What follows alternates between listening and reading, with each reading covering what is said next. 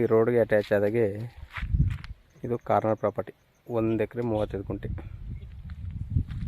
ಏನು ಮಾಡಿಬಿದ್ದ ಈ land. Red soil ಒಳಗಡೆ ಜಮೀನು ಒಳಗಡೆ ತೋರ್ಕೊಟ್ಟು ಉಳುಮೆ ಮಾಡಿದ್ದಕ್ಕೆ ಯಾವ ಥರ ಇತ್ತು ರೆಡ್. ಇದೇ ಉಳುಮೆ ಮಾಡಿದ್ರೆ ಇದೇ ಥರ ಇತ್ತು ರೆಡ್ ಮಣ್ಣು.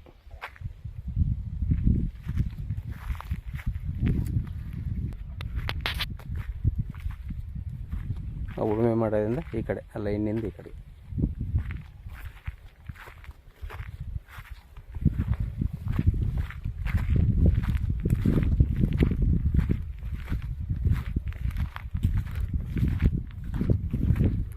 ಏನು ಮಾಡಿಬಿದ್ದ ಈ ಲ್ಯಾಂಡು. 1 ಎಕರೆ 35 ಗುಂಟೆ.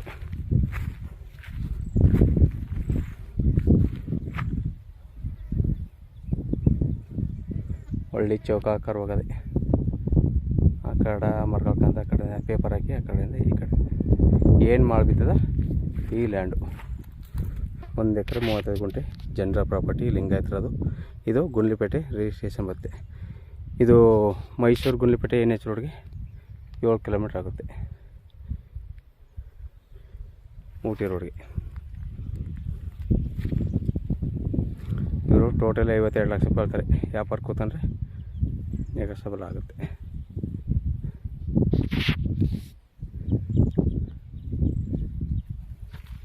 ಜನರ ಪ್ರಾಪರ್ಟಿ, ಲಿಂಗಾಯತ್ರದು. ರೆಕಾರ್ಡೆಲ್ಲ ಒರಿಜಿನಲ್ ಆಗುತ್ತೆ. ನೋಡಿ ಸರ್, ಬೇಕು ಅಂದ್ರೆ ಕಡೆ ನಂಬರ್ ಕೊಡ್ತೀನಿ, ಕಾಲ್ ಮಾಡಿ. ಜನರ ಪ್ರಾಪರ್ಟಿ, ಒಳ್ಳೆ ವಾಟರ್ ಬೆಲ್ಟ್ ಜಾಗ. ಡಾಂಬರ್ ರೋಡ್ನಿಂದ 3 ಕಿಲೋಮೀಟ್ರು ಮೆಟ್ಲಿಂಗ್ ರೋಡು ಚೆನ್ನಾಗಿದೆ. ಜಲ್ಲಿಕಲ್ ರೋಡು, ಮೆಟ್ಲಿಂಗ್ ರೋಡು.